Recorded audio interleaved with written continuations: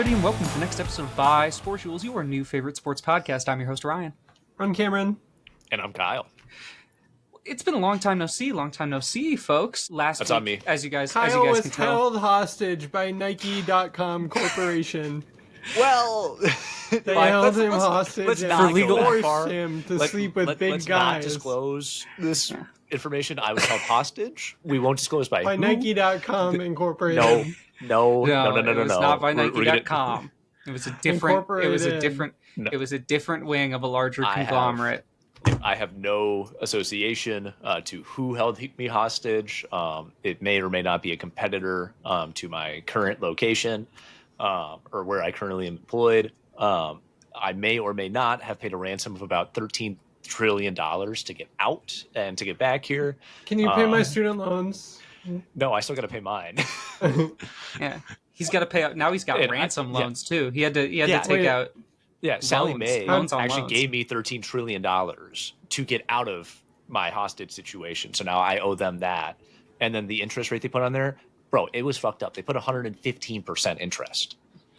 How frequent? Like every day? Dude, it compounds every minute. Yeah, I'm fucked. Our economy will collapse because of me. No other reason. Yeah, well, we had a good run before. Yeah. And that's why there was no episode last week. Yeah. Mm-hmm. Yeah, before all Just of the a brief economic all crisis. of the podcasting space becomes just AI dominated, and Chinese tech influencers come in and buy up all of the podcasting space. But we're still here fighting the good fight. Yeah, that's why Kyle put himself in severe financial instability just to come and fight the good fight here with us on Bisportuals. And for What that, a man. It's all for you. It's all for you at home. And for that, I salute you. And for Kyle. me. Yeah, and for you, I guess. Fair. And speaking of the viewers at home, as a reminder, last episode we introduced our phone bank call-in service on memo.fm. Again, go to memo.fm/Bisportuals. Call in, tell us your thoughts. We want to hear what you have to say, and we'll talk about it here on the show. In fact, so much, we have a new caller in this week who you may recognize the name of. I mean, I don't want to spoil too much. We'll hop right into it, but this is a big get for the podcast. I'm excited. It's a big get. I can't wait. This is a Who big is deal. it? So, well, I think he's going to introduce himself. So let's go ahead and listen to what our new caller has to say. Hi, Bisportuals podcast. My name is D'Angelo Russell. Oh, Fuck, I hate that Dude, what guy. the fuck? You guys. First of I don't know all, if just I a wanna- general question to everyone. Do you think Anthony Edwards has what it takes to pass Tyreek Hill as most fathered children in either of the two major leagues that you guys cover? I think he has what it takes. He's got a few years to catch up to Tyreek. Obviously, He's Tyreek got time. has a huge head start on him He's right got now, time. but Yeah. Anthony has more years to give. He's got that face of the league potential. I think agree, he's D'Angelo happening. Russell. Second question, this one specifically for Kyle. How do you get that mustache to look so good? I cannot stop editing Aw. videos. Thank you. well, Wow, so touching. thank you, Thanks, D'Angelo Russell. Brooklyn Nets point guard D'Angelo Russell. Brooklyn Nets employee D'Angelo Russell. Yeah. Thank you for calling into the show. Appreciate it. It's awesome. I want to go ahead.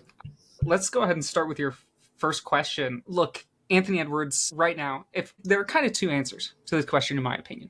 If we're talking current act players in the game of having the most children, Anthony Edwards is on a great track, great trajectory. For sure. But I'm going to be honest, he's not. I don't think he has what it takes to be in the GOAT conversation. I just don't. If you're looking at contemporary GOATs, I mean, it's going to be tough to pass up folks like Phillip Rivers. Just that real Protestant fuck ethic is going to be difficult to overcome. Phillip Rivers had a lot of that, and he put it in his wife a lot. He did do that. He Yeah, was he did. rather fond of that activity. And I mean, look, if we're talking all time, you're not going to deal with some of the greats of all time. You Big know, dog Wilt Chamberlain. Wilt Chamberlain, Yep. 20,000 women. You're not gonna, no one's touching that. Like some of Wilt Chamberlain's other achievements, there are some questions about the veracity of those claims. But, you know, It's just. I mean, it's more than just veracity. It's validity. It's I'm trying to think of other adjectives. I need to see a video of all 20,000 instances of him having sex with women. Yeah. Otherwise, it didn't happen. Just because he has a piece of paper with some Sharpie on it that says 20,000 women boned, and then like a picture of boobs. Yeah. I don't. He drew it himself, and that's the other thing. They weren't particularly. I feel like they weren't very accurate portrayals of boobies. And so, how many could he have really seen? And again, no disrespect to Wilt or the people he was playing with, but he was in a league of plumbers. So, like, he was absolutely his competition to get to those beautiful women wasn't very hard. So it's like, he was playing with some real plumbers. And to Charles Barkley's point, he wasn't in San Antonio either. True. Yeah, he was worldwide. Yeah. But I think one thing that we're kind of forgetting here is that Ant kind of has like a Mormon approach to his sex life, you could even say. Expand upon that, please. It's multiple partners. It's multiple avenues here. That's a point that I was gonna make as well. So it's a little more, not necessarily open, but like he has more pathways to take. So as he's working with one, maybe we're halfway through the pipeline here of our development, our track. He can continue on another track. He's got multiple. He's got a lot of depth. Maybe in his depth chart. So it's something to consider that, like, there's always going to be some progress to make in this realm, and he's always going to take a leap. There might be summers where he gets like 2 or 3 steps ahead of the game, or inching closer to these Tyreek Hills, these Phillip Rivers. But that's all dependent on him and balancing that the right way, because it takes a lot of mental, it takes a lot of physical, obviously, it takes a lot of emotional to deal with all those things, and financial, and financial, yes. So he's got, there's a lot to juggle here. I think that he, as a basketball player, he can obviously juggle a lot on the court. I just don't know, if he can continue that same high level performance out of the court. But, And I have just one quick point before I throw it to Cameron here on this same question. I think it is that is a valid point, and it goes to the testament of the skill of a player like Phillip Rivers in that department. One person did it with one woman. Dedicated lover. It's just a testament to his skill and proficiency. But Cameron, how do you feel about D'Angelo Russell's question? Thank you for the question, D'Angelo Russell. Thank you for listening to the show. I really appreciate it. Yeah, I'm not necessarily sure that Ant can catch up again. I think it has to do with the number of women. Tyreek Hill, he's got, 13 kids with 5 women? So far, at least. And he's still in the game. There's like multiple kids with multiple women. I don't think any of the women that Anthony Edwards has a kid with are going to want to have another kid with him. I mean, everyone wants to fuck an NBA player, but also everyone wants to fuck an NFL player. But also, I just think having that capacity to return is a big factor in Tyreek Hill's legacy. Ant does not have that quite yet. Show me 2 or 3 babies with the same woman, and then we'll see where that goes. We can change the discussion. Then we can have another chat. Maybe it's too early in his career here to have these types of conversations. A great start to a career, but we'll see if he can keep up the consistency. Let's get to D'Angelo Russell's second question. Kyle. Yes. I'll just take it away. Please do. Look, my secret that helped me, at least in the mustache department, the beard department did not work the same way. Peppermint oil. You can find it on Amazon. It's like an extract. You just do a little dropper. You do a little dropper here or there. I don't do it every day. I do it like once a week, maybe once every other week if I feel like I'm doing good. And then the big thing, you gotta moisturize. You gotta get a solid base here. So make sure that like you're keeping your skin nice and moist. It promotes growth a little bit. The other strategy I did was I just didn't touch it for 3 months. I didn't shave. I just let it grow. Just let it, grow as far as I could. And then from there, it just, I let the beard go too. And now, I apologize to my friends and family that saw me at that stage where I had the beard and the mustache. I think, it's a little more solid of a look. So if that's my 3-step program right there. Let it grow, throw on some peppermint oil, once a week, and then moisturize. As long as you do that, then you can get somewhere in the ballpark. All right. I think I got it. All right. Well, thank you for sharing those secrets, and thank you to D'Angelo Russell for calling in. D'Angelo Russell. D'Angelo. D'Angelo. If you would like to have your questions and your opinions heard here on Bisportuals, we've had a lot of questions so far. Maybe you just got a hot take. Maybe you just got something you want to bounce off of us. Whatever it may be, please feel free to call in at Memo Bisportuals. Again, that is memo.fm /Bisportuals. That's the name of the podcast, actually. Yes. Wait, really? Huh? What? Really? I thought this was called Three Queer Men Talk About Sports. Who? That was almost... Huh? That wasn't too far from our Who? original name. Huh? Did you say something? I do just want to interject really quick because I just thought of something. So first of all, happy Pride Month to my two co-hosts. Pride Month. It's My so month, great. motherfucker. So Yeah. when Kyle disagrees with me, I feel call like him a LeBron. bigot in the comments. Yeah. I mean, I guess, but I'll have to own that this month. So again, I'll do my best to take a little bit more of a back seat and let you guys. Shut up and listen. Straighty. Yeah, I'll take that. Ho. I think some boys are pretty like Timothy Chalamet, and I would God, kiss him. he's not pretty. He's hot. I he's hot. think. Fuck, who's the other pretty Him at the guy? Knicks game. Would. Oh, I like how he hangs Smash. out with Ben Stiller. They go on dates together. Oh, they're both big Knicks fans. Yeah, they go to dates together at Knicks games. Speaking of the Knicks, we'll be talking about the New York Knicks a little bit later Let's in the go pod. Knicks, baby. Tibbs, I trust you. Take us there. But first, let's go ahead.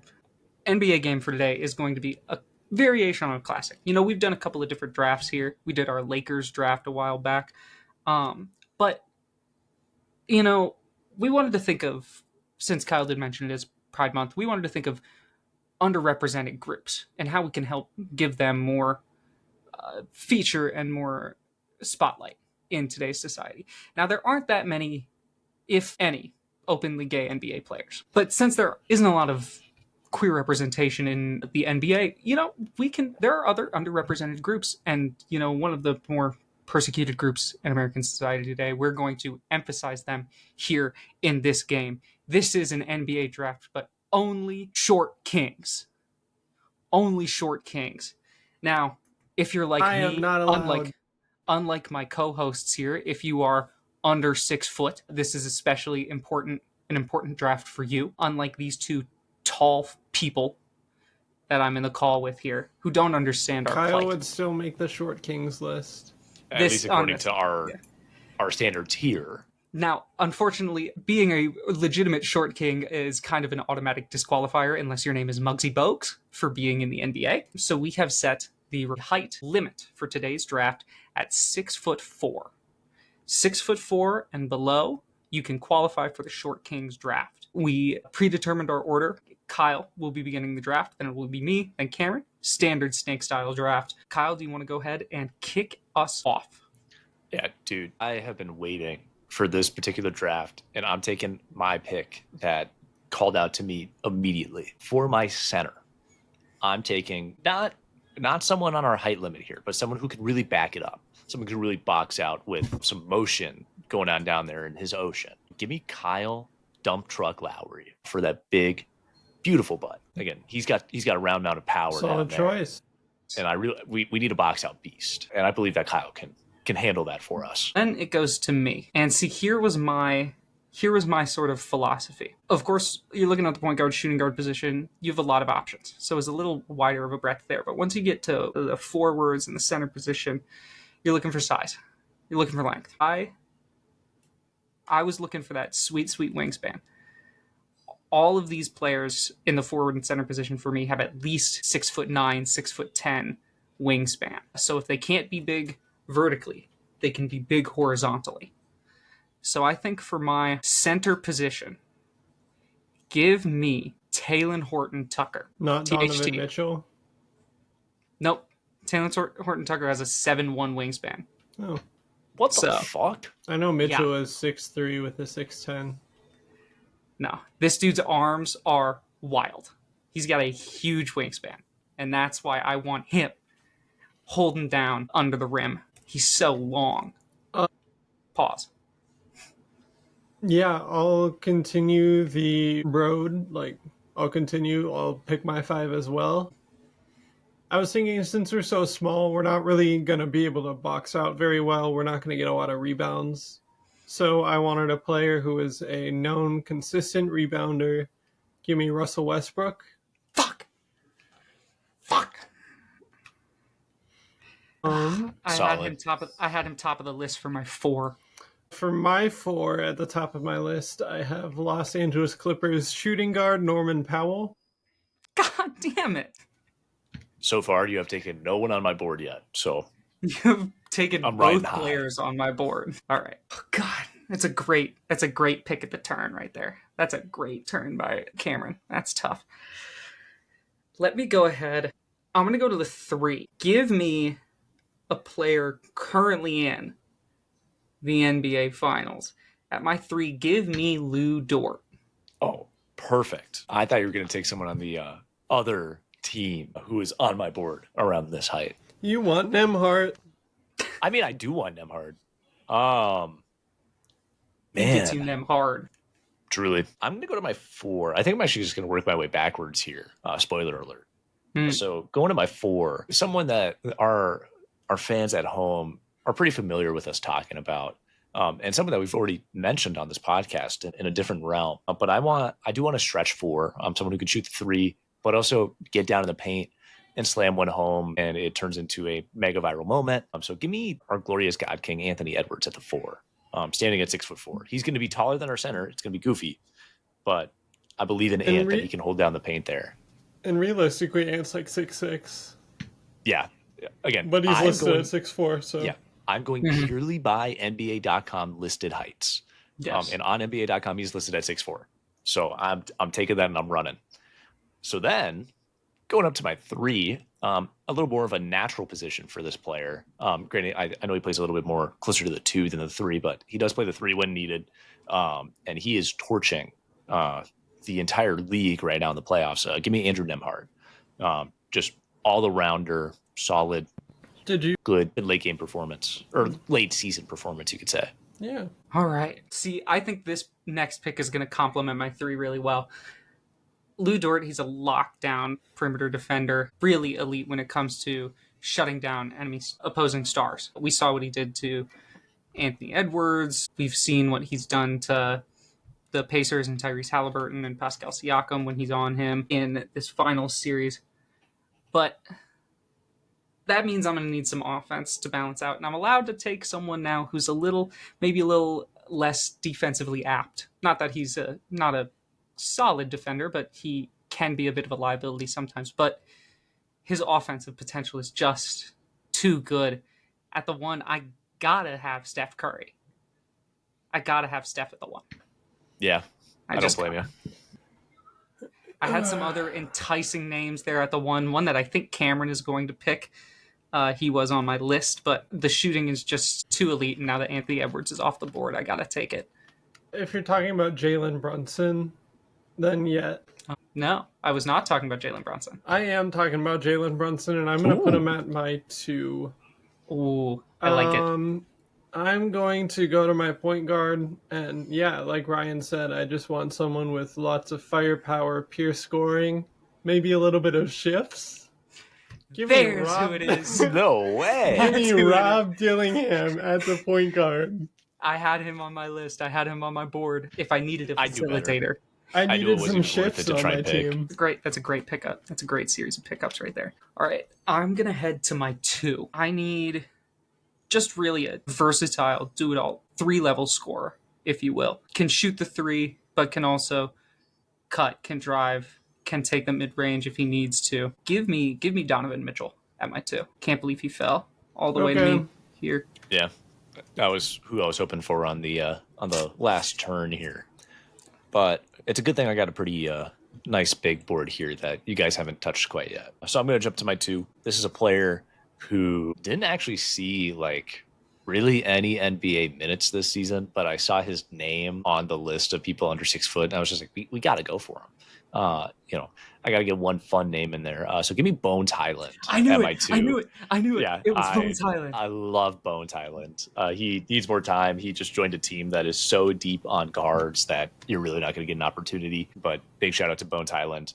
And Glad to then have looking him at my here. list, yeah, I'm happy to have him. And I'm looking at my list and I'm like, I really don't have a ton of like great defense, you could say. I have some solid defense. I have some acceptable defense, but I need a good stalwart and maybe a little pesky guy on defense. So I'm going to go to a point guard out of New Orleans who has the nickname Grand Theft Alvarado. Give me Jose running my 1. And I'll tell you right now, my scheme here, the 1 is not going to be the pure point guard because I have like 3 pure point guards on my team. So we're going to be very loose with our system. Positionless basketball. Positionless basketball. Yeah. See, here's my mindset here. See, Steph Curry is the real threat of Steph Curry is when he's off ball and his movement off ball. So I need someone else who's going to be able to bring the ball up. I'm not having D-Mitch bring the ball up. Lou Dort's going to be too busy face guarding your best player, and THT is going to be sitting in the paint with his 7'1" wingspan, just waiting for the lob for the back down. Which means I need a point guard here. A true point guard, which I'm going to put at my 4. But sort of point forward. See, originally here, I was going to go with a player who was going to be able to get up, get sky for those rebounds, for those lob opportunities. I was originally going to go John Morant here, but I think I'm going to shift. You can't shift. I took Rob. Yeah, we're already too shifty. To a player who fits the category.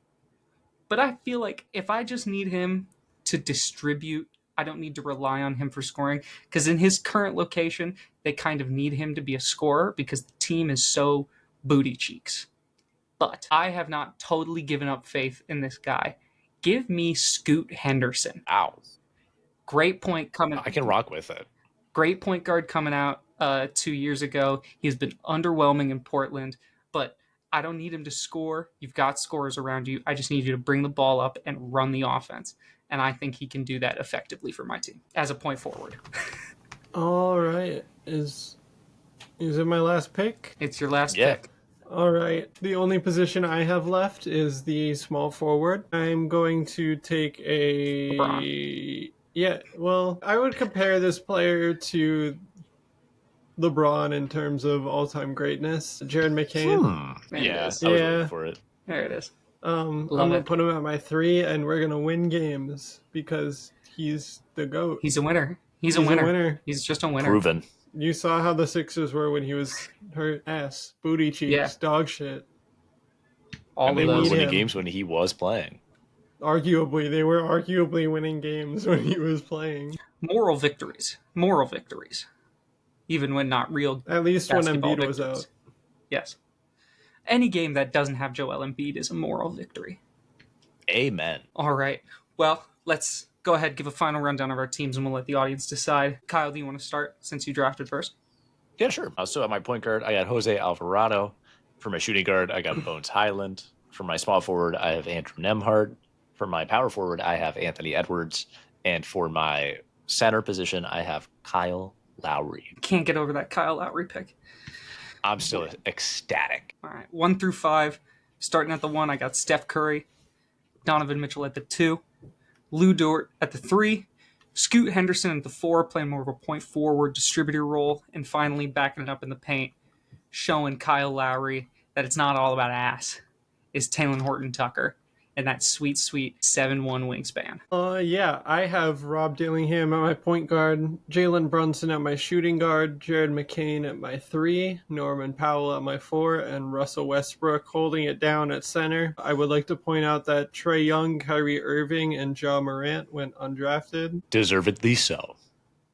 I had Kyrie second on my point guard board, but the fit with Steph was just I did have CP0 rings on my point guard depth, and then What I had the Trae fuck? on my shooting guard.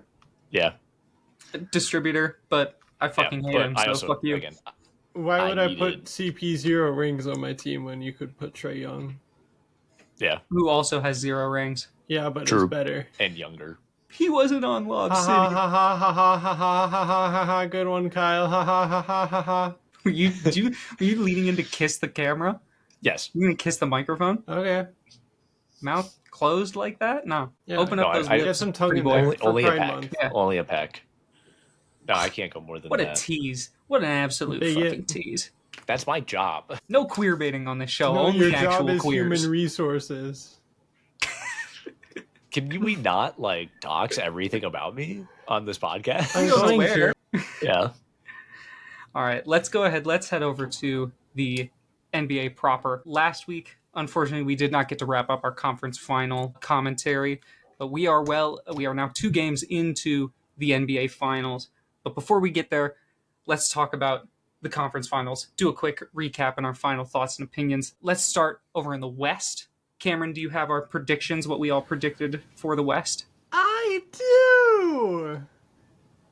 You'll be shocked to find out that we all predicted the Minnesota Timberwolves. Me and Kyle in 6 games, Ryan in 7 games, as we said in the previous episode that we recorded. Unfortunately, the Oklahoma City Thunder won in 5 games, and they have moved on to the NBA Finals. That gives us a grand total of 0 points across the board for the Western Conference Finals.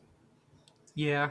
I'll just talk. We'll talk about the Wolves here, and then we'll save our Thunder takes for talking about the finals for the most part, unless you have something that's specific to this series. But I just want to throw out there for the Wolves moving forwards. There's kind of 2 perspectives to take here. One is the positive, being that Anthony Edwards is 23, and he has reached 2 Western Conference Finals back to back already as the best player on the team, and he's still improving.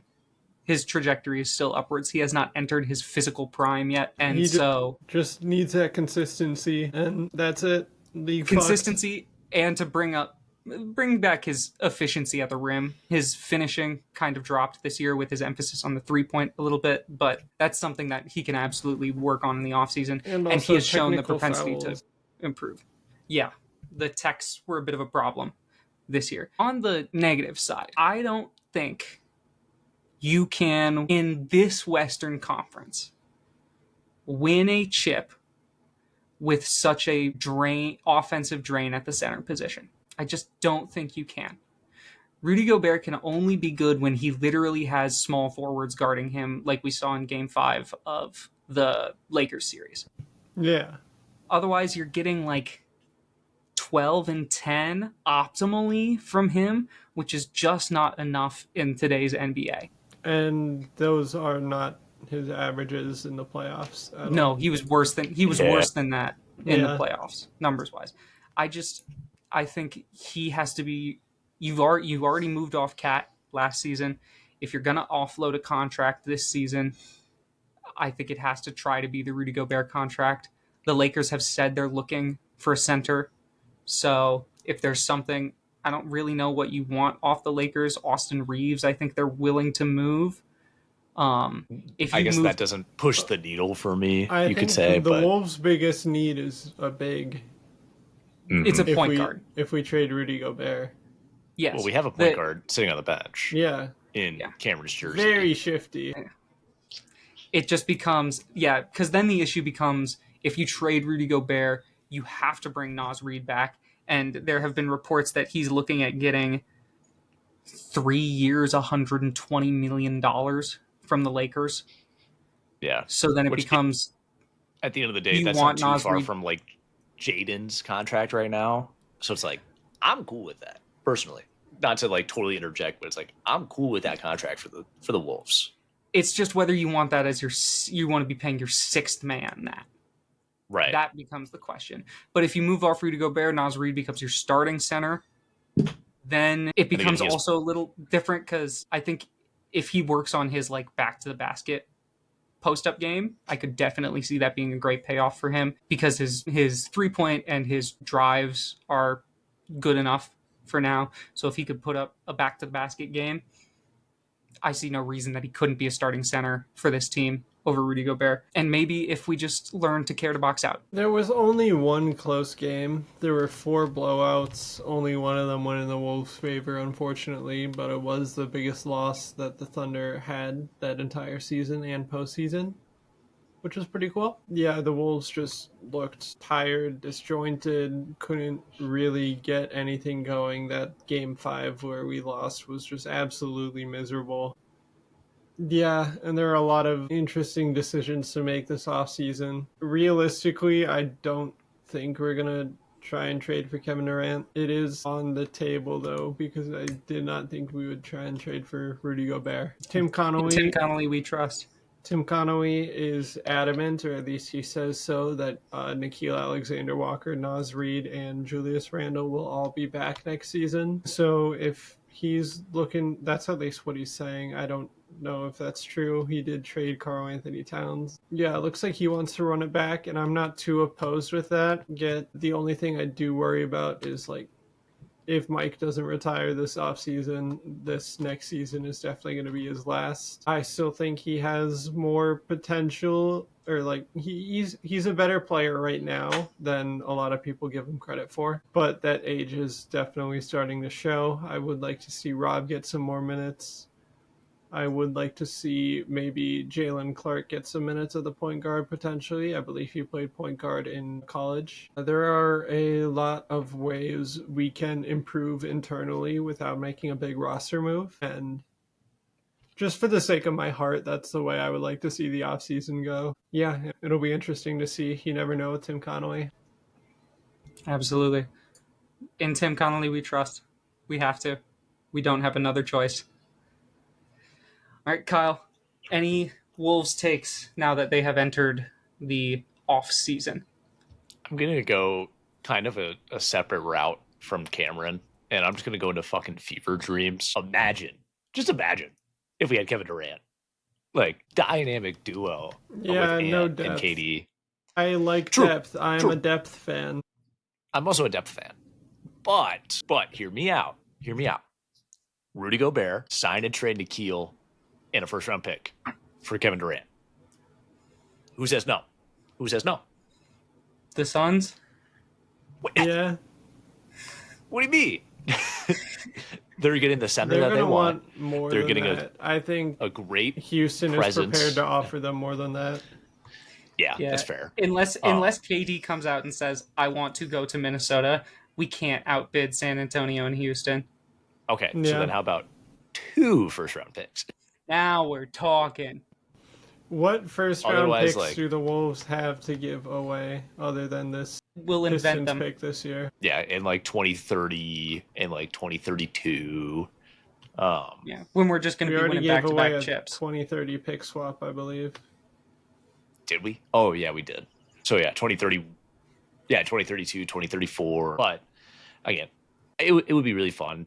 I think that our core, the tough part with a team like this that has made it this deep multiple times with a lot of, like, returning people, like, there was one key roster turnover without Cat, but almost everybody else that was on the team, unless they were drafted to us, was on the team last year. We didn't have a ton of like huge losses going into the year last year. It was really just Cat. So when you have a team like this, that chemistry is going to be tough to say, you know what, like we need to let go of these guys. And I think that's why Tim has been so public about like, we need to keep our guys. We need to keep this glue. I think he recognizes that the chemistry is there and it's hard to replicate that. It's hard to replicate that same energy. Whereas like, you know, even if we lose like a Mike Conley or a Julius Randle or a Rudy Gobert, even one of the core guys that has been here, not Julius Randle, but like, you know, Mike or Rudy or Nickeil or Naz, like some of these people that have been here for years now, not just, you know, the past 2 years, but, you know, 4 or 5 years. Like it's hard to say like, yeah, we're just good shipping them out because it is going to impact the team negatively. We saw it at the start of the year with the Julius Randle and Dante kind of, you know, figuring it out portion of the year. We can't afford a figuring it out portion in the West because we could have easily been a 3rd or 2nd seed in the West if we didn't have that struggle period. So that's going to be where it's tough. Obviously we can throw out all these fever dreams and we can throw out all these wants and desires and, oh yeah, we're going to feel like the Lakers. We're going to get Kevin Durant. We're going to get Luka. We're going to get, whoever that we want. We can keep saying that, but realistically, I don't think that we're going to even attempt. We're going to do what we can to retain and build as a group. But I would love to see Kevin Durant in a Timberwolves uniform in the black trees. If that happens, I would die. We're getting Prince back. We're getting the Princes. Yeah. Which I'm not complaining about either. Yeah, well, we will see what approach the Timberwolves take this offseason. It will be a very interesting offseason for sure. A lot of key decisions to be made. Let's head over to the Eastern Conference, where the New York Knicks got thwomped, in all honesty. It wasn't as much of a beatdown as the Western Series one was, but it was honestly more heartbreaking. Like, the Knicks' losses were much more painful because the Wolves were never in some of those games. They were getting their backs blown out. But some of these Knicks losses, Game 1, painful. Game 2 was a great... No, wait, they lost Game 2, didn't... Or, yeah. Game 2 was great, but it's just... not what you want to see for sure. So when it comes to the Knicks, their offseason, everyone thought entering their new offseason, everyone thought, it's disappointing how it ended, but in reality, they made it to the conference finals. It's a huge step. I mean, they were 2 games away from being in the finals.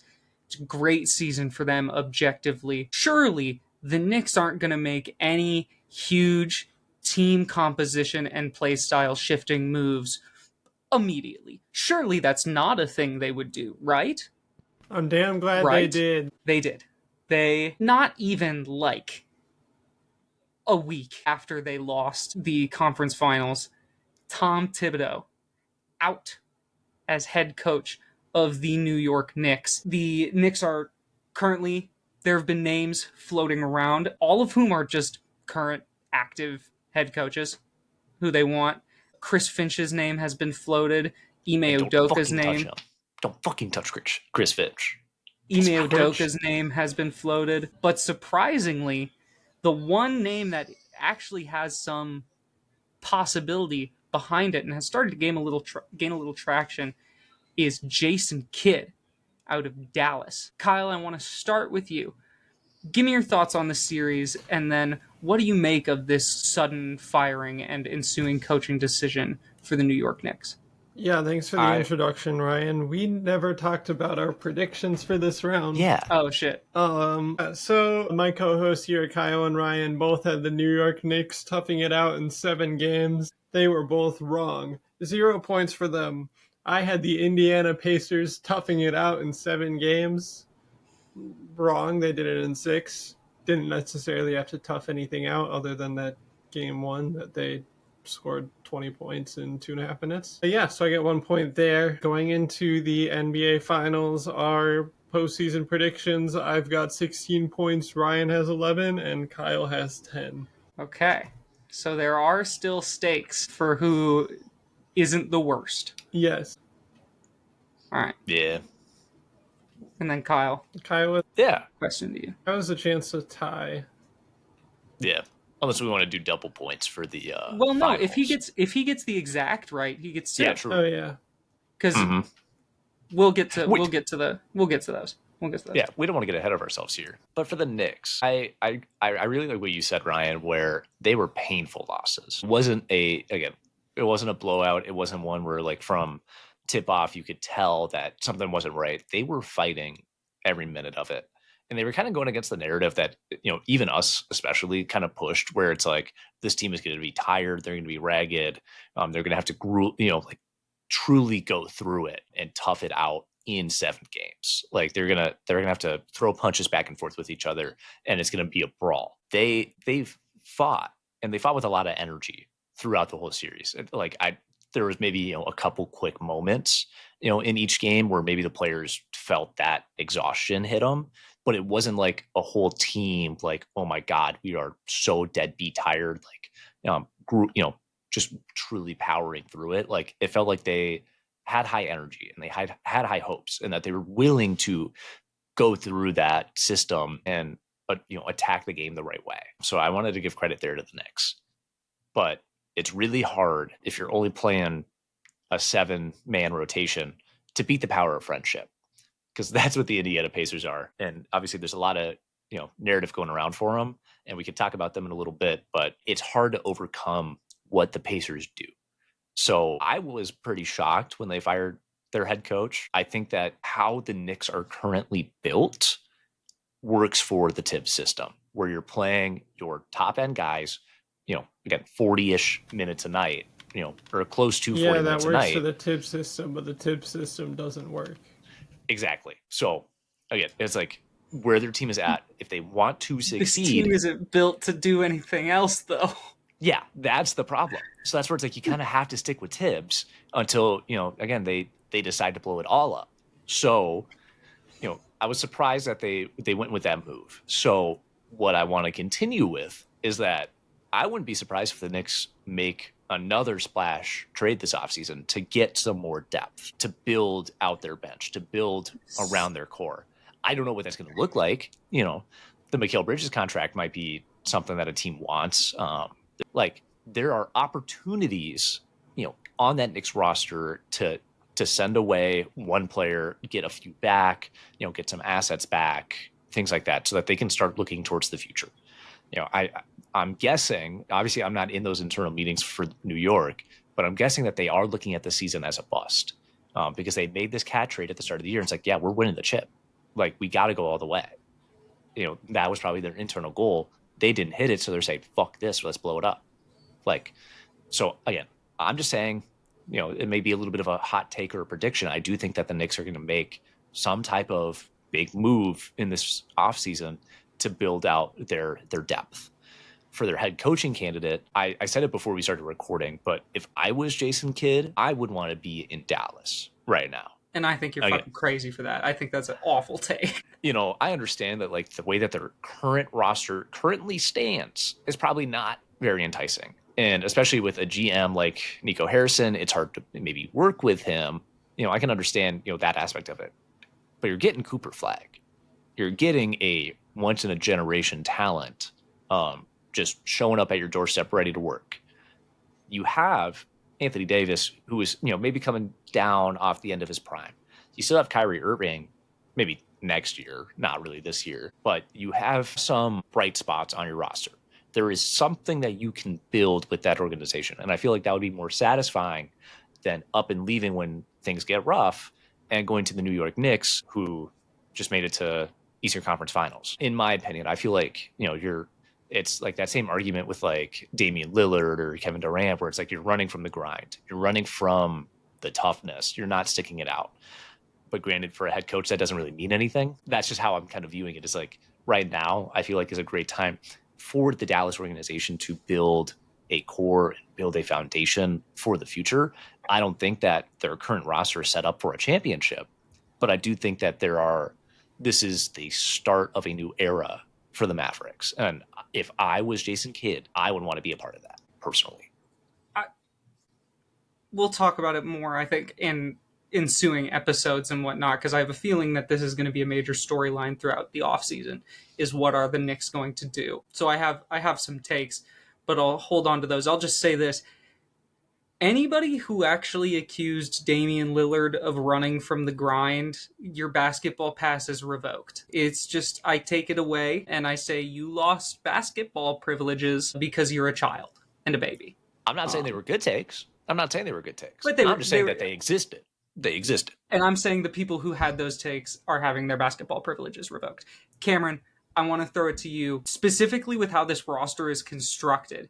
You talked about, and you've been vocal in your criticism of Tom Thibodeau, the Tibbs system, and its process in New York City. How do you think this team looks going forward? Do you think they, like Kyle said, do you think they have to make a move to get some depth? Do you think the roster is set and the new coach is just going to come in and have to implement their system on top? What do you think the future looks like for the Knicks? Well, the future in particular, I think they have to stick with the roster they have now. They don't really have any picks. And I think you guys are underrating their bench a little bit. Mitchell Robinson, Campaign, McBride, those are all good pieces. I think if they get, maybe just like one more bench player in the offseason, I think they'll have like a solid 9-10 man rotation. And just let those guys play more. It's purely a coaching thing, in my opinion. I was vocal on what I said. The Tibbs system is the reason why I thought the Knicks wouldn't win the series. It was obviously a part of it, which is why Leon Rose was like, "Yeah, no, the system doesn't work."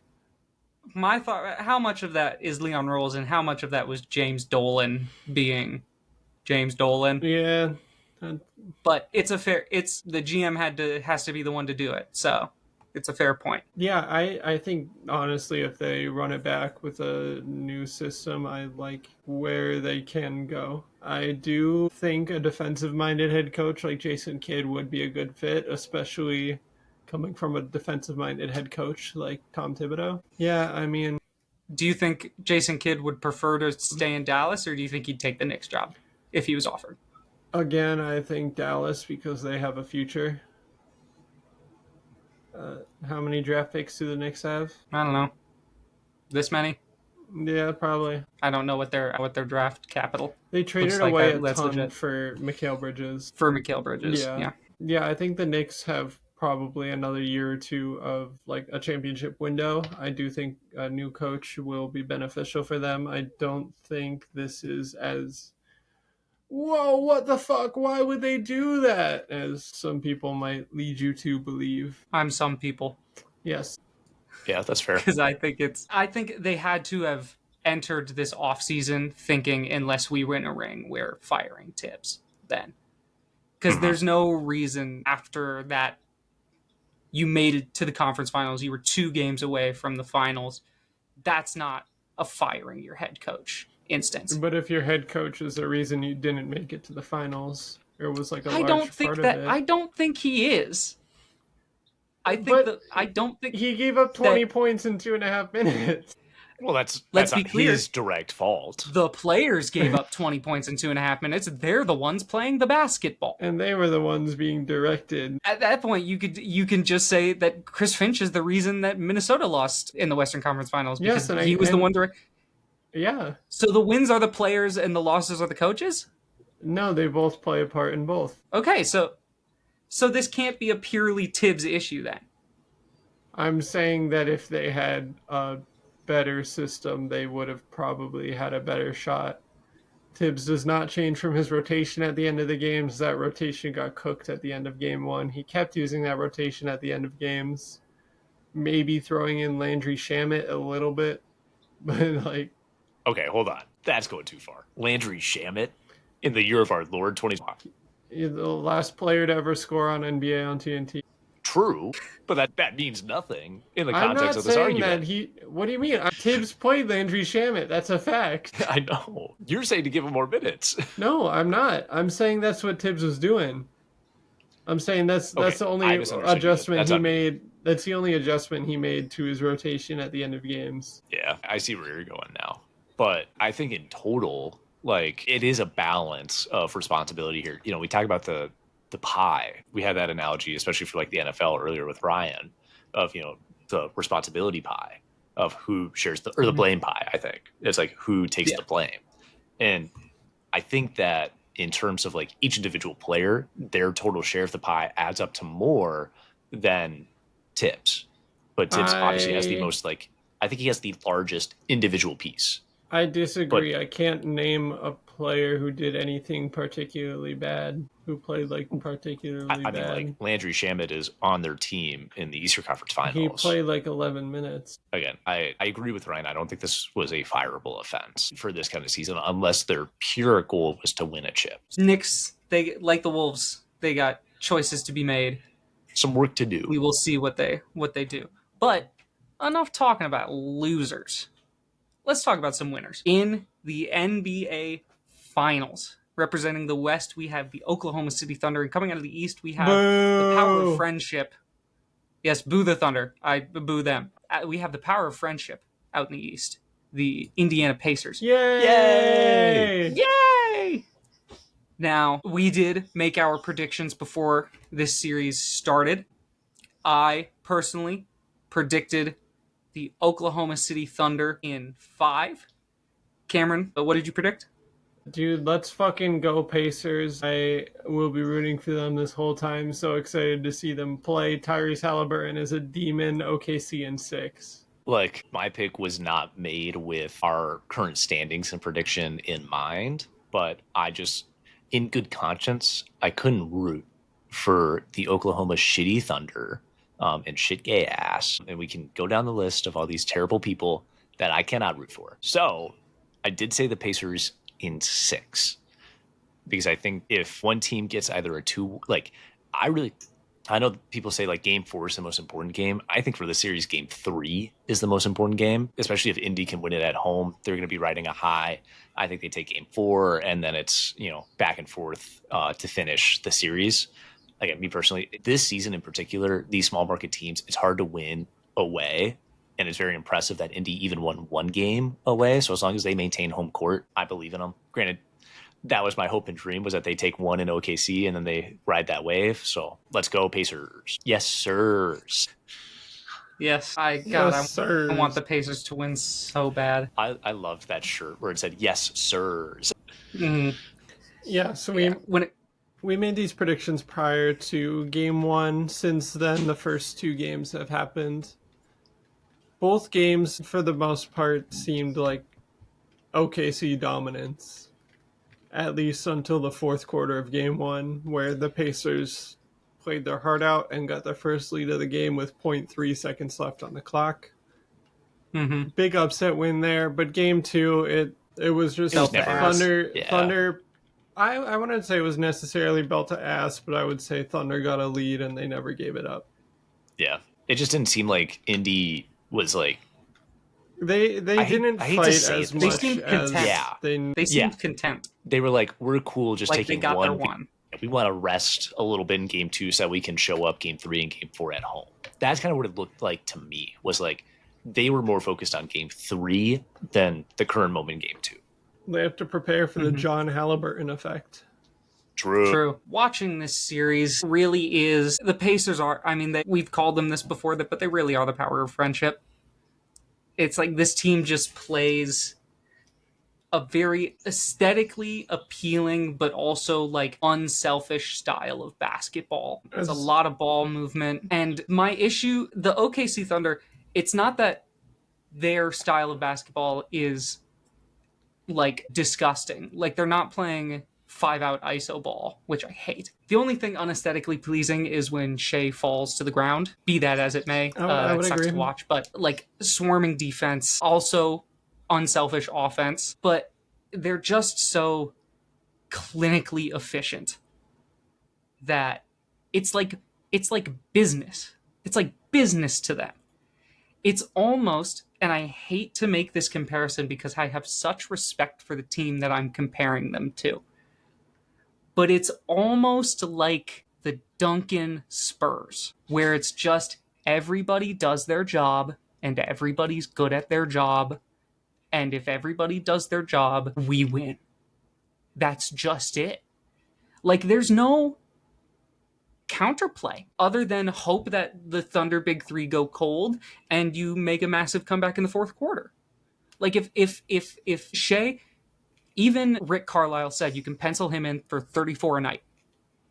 If Shea is getting his and J-Dub and Chet are actually playing well, this team is unbeatable. I feel very good about OKC in 5. Yeah, as much as you might disagree and you would hate to say it, I do think the Thunder are also arguably a power of friendship team. At least as much as you can get out of the West. I was going to say, they are corny, but both of these teams, here, it's like, who assembled this ragtag gang of misfits? It's just like, these are a bunch of just role players thrown together to make something great. I think the difference in the way that we're looking at the power of friendship for each of these teams is OKC has the power of friendship outside of the court, and Indiana has the power of friendship on the court.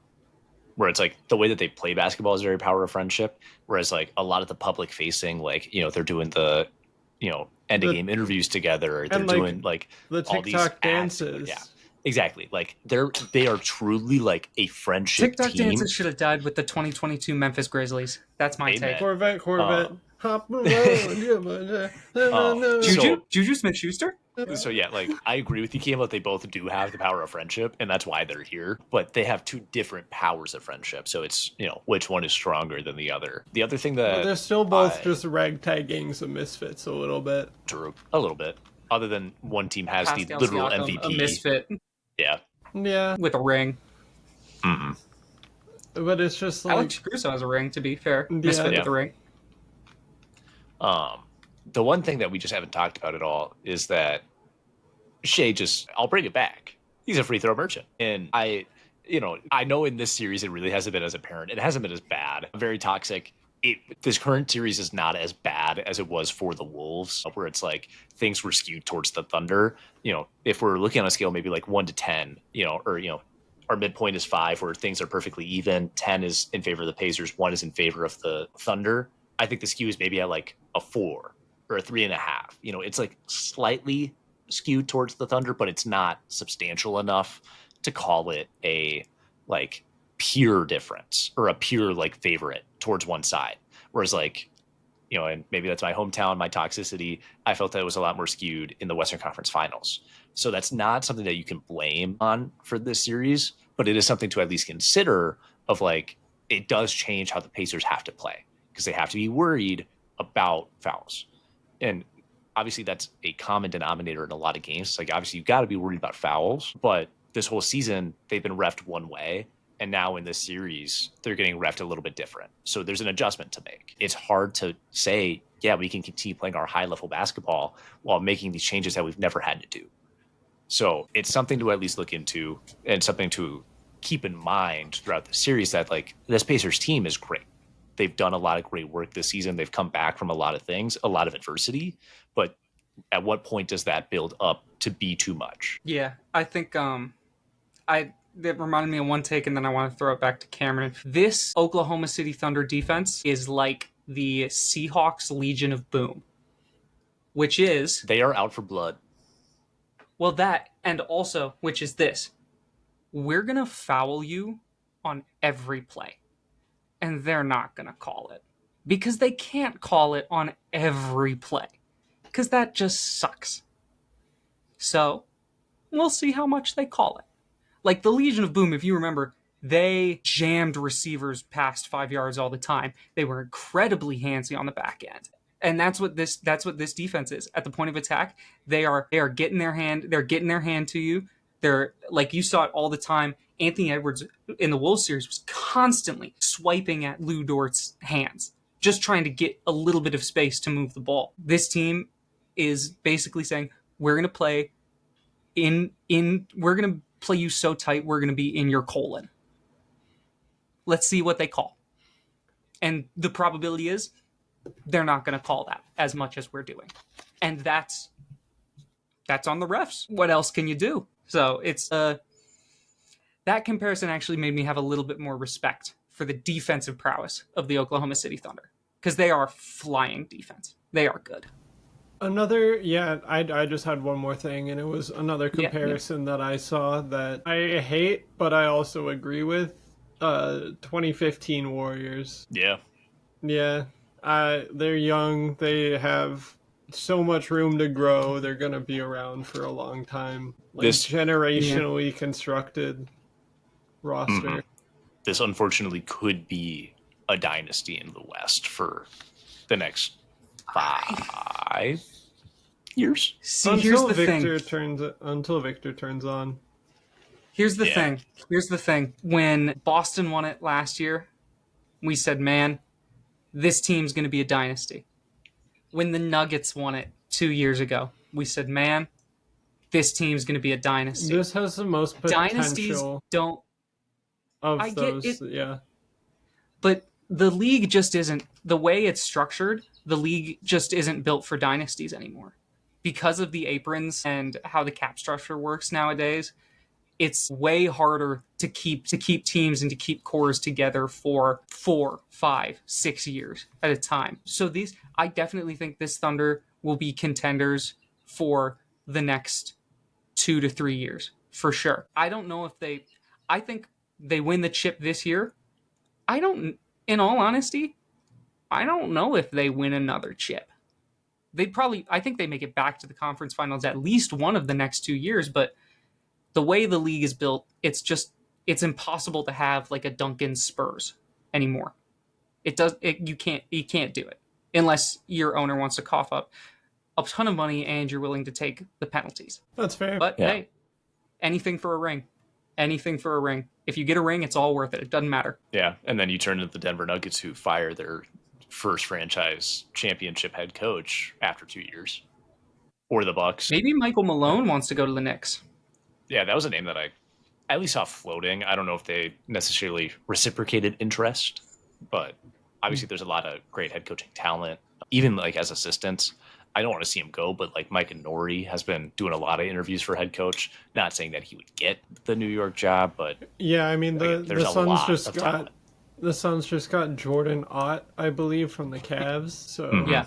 he was another hot prospect like Mike Consistent Nori. name. Let's go ahead and switch leagues. Why don't we? Let's head over to the NFL. As of today, as of recording, mandatory minicamps have officially started for a lot of teams, including your very own Minnesota Vikings, who only had, I believe we have one hold in currently, which is just Josh Metellus, who's not participating in 7-on-7s and 11-on-11s because he is seeking a new contract, but I have no doubt he is still present at the facility and going to meetings and everything like that, so I have no doubt that they'll be able to get that done. However, yeah, they love him over there. However, when it comes to mini camps, teams haven't done the full cuts, roster cuts. We're not down to the 53. We're at like the 90-man roster still here. We're seeing what a lot of these guys have. And a lot of these guys, you get people from all over the world. And sometimes they got weird names. And you know what? That's just how it is sometimes. Like, I got a weird name. But some of these football folks, they got tough names. So, in honor of just 2 weeks ago, as of time of recording, the Scripps National Spelling Bee was 2 weeks ago. So, in honor, we will be participating in the Bisportuals NFL Spelling Bee. Welcome, everybody. We will be beginning. I have a total of 10 names here. I will give you the name, and I will give you each an opportunity to spell the name as closely to correct as you can. If you get it fully correct, you will get 1 point for that round. If neither of you get it correct, the person who is closest will get a point for that round. Are there any questions before we begin with round 1? Yeah, I do have one question. Cameron, where the fuck are your glasses? They're all the way over there. You got to keep them in arm's reach at all times, man. I have them taking here these just off, in case I need to do a nerd bit. Yeah. Crunch the salary cap numbers. But since this isn't nerd, I'm gonna have them down near the bridge of my nose, like I'm reading a librarian. You're prim and proper. We will begin with round 1. Your first name is Troy Polamalu. Kyle, we'll start with you. Can you use it in a sentence? Yes. That one time, Troy Polamalu jumped over the center and sacked the quarterback on a quarterback sneak. It was sick. Okay. Yeah, okay. Polamalu. Polamalu?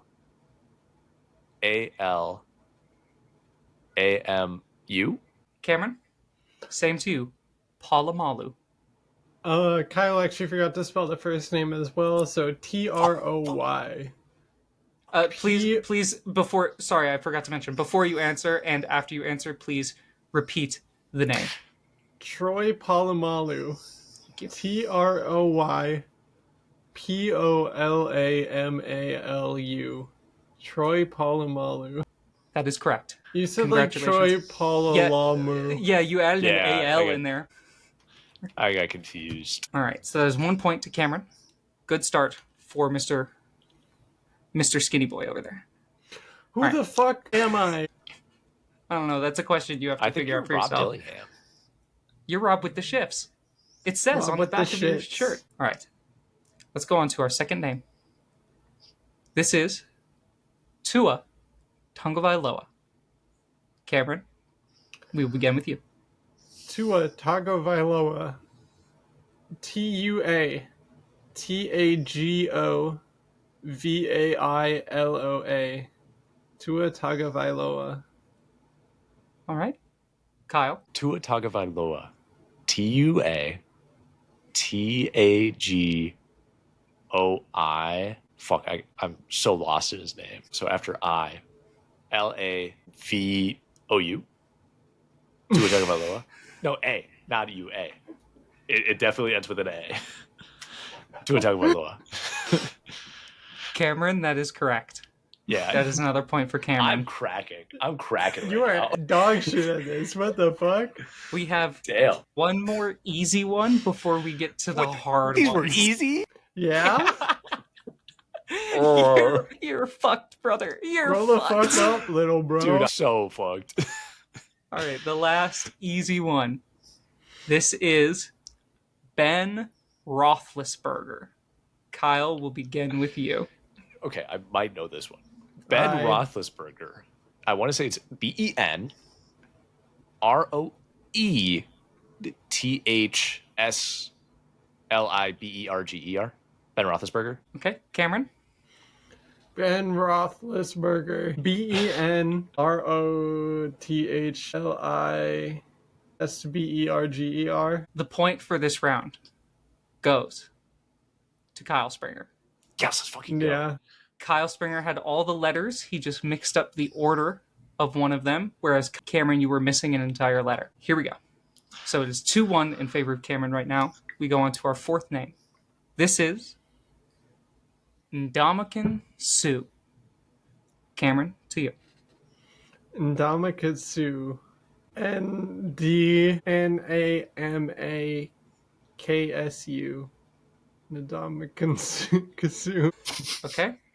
Kyle? I don't know Okay. who that is. We talked about him like 2 weeks ago, and you didn't know who he was then.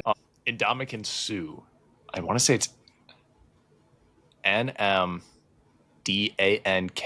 No, I fucked that up. Can I start over? No. Okay. No. So then from K, I want to say it's a U, and then SUH. Ndamukong Suh. That point will be going to Kyle Springer. That is 2 points now for Kyle. The correct spelling of Ndamukong Suh is Ndamukongsuh. I got his last name. Well, I don't know who he is. Yeah. All right. It is tied up 2-2. We go to name number 5. This is former Minnesota Viking, Yannick Ngakoue. We will begin with Kyle. Yannick Ngakoue. IANNICK. NGA. I want to say it's like OUKE. Yannick Ngakoue. Okay. Cameron, to you. Yannick Ngakoue. IANNICK. The point here goes to Kyle Springer. Dude, Damn. let's go. I think I forgot an O in his last name somewhere. So, Cameron, you added a W. If you did not add a W, that point would have been yours. Dang. You both got Yannick, correct? YANNICK. Ngakoue is NGAKOUE. So it is 3-2, Kyle. We will move on to name number 6. A French name, giving you the language of origin. We have Laurent Duvernay Tardif. Who? We'll begin with Cameron. Yeah, this was a former Chiefs offensive lineman who during Yes. COVID went back to Canada Yes. to serve as a doctor. You said Lauren? Mm-hmm. Can you repeat the name? Yes. Laurent Duvernay Tardif. Lauren Duvernay Tardif.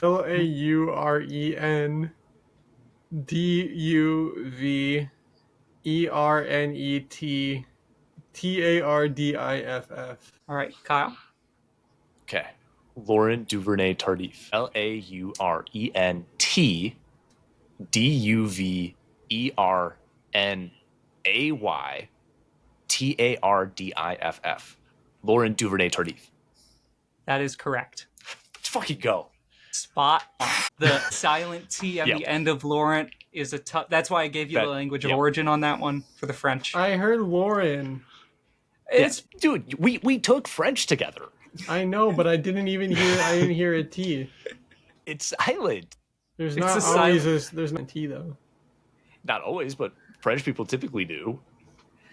I don't know. I thought right. Lauren could have been a man name in France. it probably is. It is. Yeah, like hold on, who's that bitch from Hamilton? Are you saying I don't know. the Marquis de Lafayette? No, I'm saying Lauren. There's no Laurent. No, Do you know ball? no, wasn't he one of the guys in like Act 1 of Hamilton? Or Like one of the he was one of the guys that Hamilton wrote to. He was Hamilton's gay boyfriend, right? Lafayette? No, that's not his gay boyfriend. I know who you're talking about. Hold up. Who did he write to? I'm forgetting. It's his gay boyfriend. Synopsis. This is definitely not where I thought this no, discussion was this going. is John Lawrence. Yeah, he's Oh. French probably. No, he's American, and Lawrence is his last name. I know, but he's French probably. All right. It is now 4-2 for Kyle. There's still plenty of game to play, especially with this next guy. This is Halapulavati Vaitai. We'll start with Kyle. Can you repeat the name one more time? Yes. This is Halapulavati Vaitai. Okay. Halapula Lati Vaitai.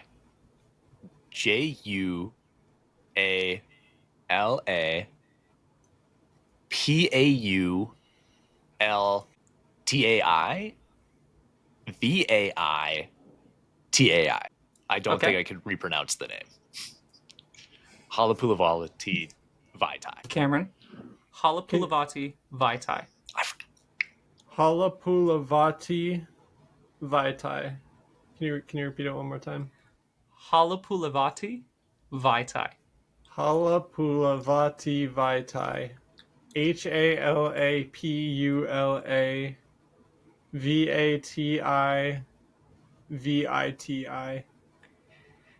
Halapulavati Vaitai.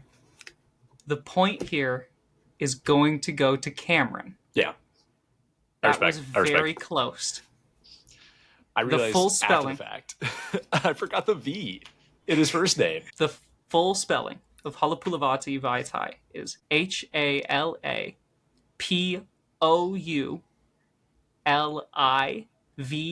HALAPOULIVAATI and then VAITAI.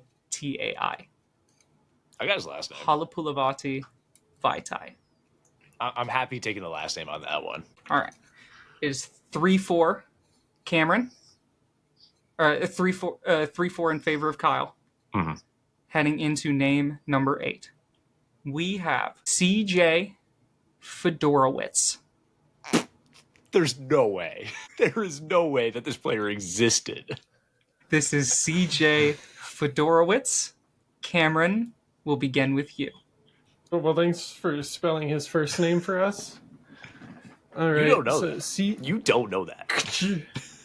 Fedorowicz. CJFADOURAWITZ. Fedorowicz. Okay, Kyle. CJ Fedorowicz. CJFEDORAWITZ. CJ Fedorowicz. I'm going to award you both a point on this one. So we got the first name right? Hey, we don't know that. We Yes. don't know that. So it is CJ. All right, good. Here is the real spelling of Fedorowicz. Is it a PH? No. FIEDOROWICZ.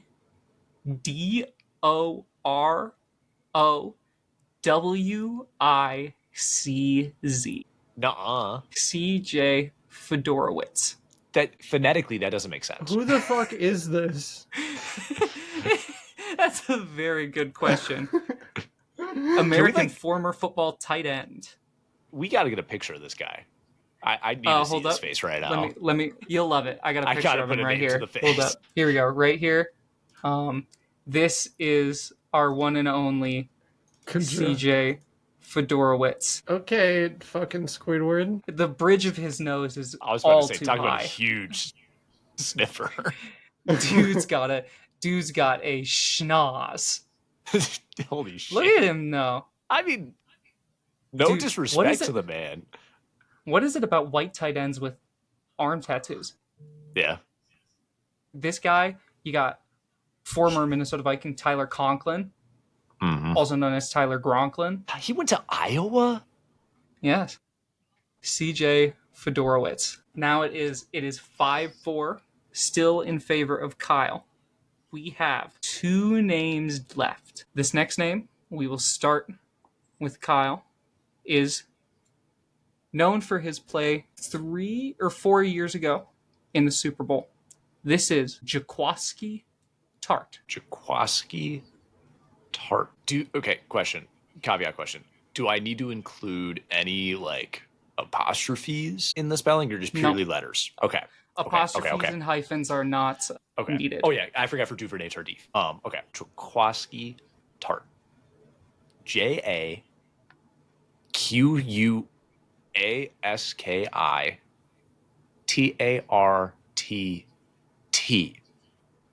Jaquiski Tart. All right, Cameron, we'll go to you. Camwin? The fuck Cameron, you call me? Cameron, we'll go to. Can you spell Jaquiski Tart? I think I got about the Jaquiski Tart. JAQUOSKITART. I'm going boring spelling. Jaquiski Tart. This point will go to Kyle Springer. It is a double T. Yes. On the end of Tart. It was a 50-50. You both misspelled his fart. You both misspelled his first name. Yeah, that's fair. It is JAQUISKI. Yeah. Jaquiski Tart. Yep. Pronounced Jaquiski. More like Jaquiski fart. Yeah, that's pretty French. All right. Now, so it is 6-4, Kyle, aka my height. Well, wait a second. But let's see Do you have if a this growth spurt in the past? No, I've 5 always minutes? been 6'4". What? Sure. What? Huh? No. Now this name, I will say, all-time name list candidate. Here. Just a great name. We have Barcavius Mingo. It starts with Cameron. Barcavius Mingo. Barcavius Mingo. BARQUAVIOUS MINGO. You forgot the name already. Jonathan Mingo. Different Mingo. Different Mingo. Kyle, it's to you. Barcavius Mingo. Barcavius Mingo. BARCAVIOUS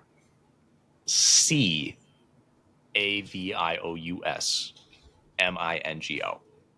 Barcavius Mingo. I'm going to give this one to Kyle. It is BARKEVIOUS MINGO. Barcavius, but it's pronounced Barcavius. I see that. Barcavius. So the final score for the NFL Scripts Spelling Bee here on Bisportuals is 7-4 in favor of Kyle Springer. Favo. In favor of Kyle Thank Springer. you. Congratulations. Thank you. Especially after that slow start, I'm through. What a comeback after Troy Polamalu and Tua Tagovailoa. Who the fuck are any of those players not named Troy Polamalu and Tua Tagovailoa and Ben You don't know. Roethlisberger? You don't know CJ Fedorowicz? I know him. That's the only other one. You don't know Halapulavati Vaitai? No? He's still active, I believe. What team? Fuck if I know. We can find that out. Yeah. But some great names. Throughout. I was really hoping for like just a lob one, like a haha Clinton Dix. Like No haha Clinton Dix here. Although HAHACLINTONDIX. yeah, Indeed. thank you. Clinton Dix. That is correct. Again, I said lobs. Haha, Clinton Dix. That's how you have sex. You laugh and then You laugh and then you Take Bill Clinton explain it. and his and dick, then the clitoris is intercepted by the penile motion. also known as the Clint, not yeah, Oh, the yeah. Clint. Yeah. the Clint. The Bill Clinton. Yeah, it's the Clint on Dix. Plural. Yes. Hillary Clinton Dix. Let's not go there, Cam. I never considered Hillary. I was only thinking Bill, because Bill was more famous for using his dick in ways he shouldn't have. You But could even throw Chelsea in there. I thought, I'm not gonna lie, my first thought was not Chelsea Clinton. It was Chelsea Manning. I don't know why. I mean, we are, Another you're thinking about the political Mannings operative. in football. Yeah, we are. Let's go ahead. Let's talk about football, real football, with minicamp starting today. The National Football League football, like big boys getting rough and dirty in the ground, Mm-hmm. and like the gridiron. biggest, real big men Fight rough and dirty in the fighting ground, for balls. touching Fight for each other balls. all over, putting their hands all over other men. Mhm. They only get 4 you want- downs. If you want this football from me, you're gonna have to come kiss me for it. You're gonna have to come fuck me for it. And then they take their pants off like Derrick Henry. I knew you were going there the second you said pants off. And it's great for the sport. Great for the sport. And Great we for the sport. love watching it. We slop it right up. The big men touching Yum, each other all yum. over Gimme, my screen, gimme. getting all Mm-mm. wet That's and why we dirty have and those rough. Billions of dollars. They're worth billions because of all the big sweaty men touching each other on my television every Sunday. Happy Pride Month, folks. Happy Happy Pride. Pride. But What? with these I was talking about football. yeah. Yeah. And we're proud to be fans of football. There's a lot of pride on the gridiron No, each and there's every nothing day. gay about that. About big I never sweaty said- men getting Yeah, rough I and never Percent said dirty. there was. gay. It's just about being prideful. Yeah. Taking a lot of pride in your team, in your teammates, the game you play, handling those balls. Lot of pride in your teammates. Oh, you mean like the gay fucking? Yeah. Yeah. That happens at midfield. With the beginning of mandatory minicamp, we are now just over 12 weeks away from the beginning of the regular season here in the NFL. But who's counting? So, me. I miss football so much, guys. I miss it so much. We believe that it is now time for us to start forming real opinions and predictions about what this coming NFL season will be. So it is officially the beginning of Bisportuals prediction season. Beginning this week, continuing through the next 8 weeks following, we will be going through every division in the NFL and predicting their final standings at the end of the year. After we get through all 8 divisions, we will predict the playoff seeding and our matchups all the way to who we think will win the Super Bowl this year. Now, just to be clear, clarifying, because we take predictions very seriously on this show, because there will be some time in between each episode and before we reach the final predictions week in 8 more weeks, these are in pencil until we get to those final predictions. Once the final week of predictions comes around, we are locked in, set in stone. Unless we say different, these are our God's honest truth predictions for how we think the league will break down this year. So, without further ado, let's hop in to what many are saying, the people are saying, is God's gift to football, which is, of course, the NFC North. Let's talk NFC North. We are going to reveal our teams one by one in the order we have them, beginning at the losers of the division. We'll talk about them. We'll see where we agree, we disagree. I also have not just orders, but record predictions for each team. I do as well, but they're not as neat as Ryan's. I think by next episode I might have record predictions for the whole league. I have them because this is how I determined my full. I'll give the audience a little sneak peek here. My full predictions are already done. I've simulated the entire NFL season and I know how it will go. So listen in. Let's begin with the NFC North in our 4th place position. I will start, then we'll go to Kyle, then Cameron. In 4th place, with a final record of 6-11, I have the greasy, grimy Green Bay Packers finishing 4th in the division. Great choice. Fantastic choice. Spectacular choice, even. I think we're going to have some consistency here. I think, I'm going to be honest, I think this is where our consistency ends. I'm going to tell you right now, I do not have record predictions yet. We can come back around to that for me. I was a little preoccupied this morning with, actual work. Ryan, you don't do anything at work. I have to make sure kids aren't beating each other up in the stalls of a high school bathroom. Yeah. And that's God's work. So I thank you for that.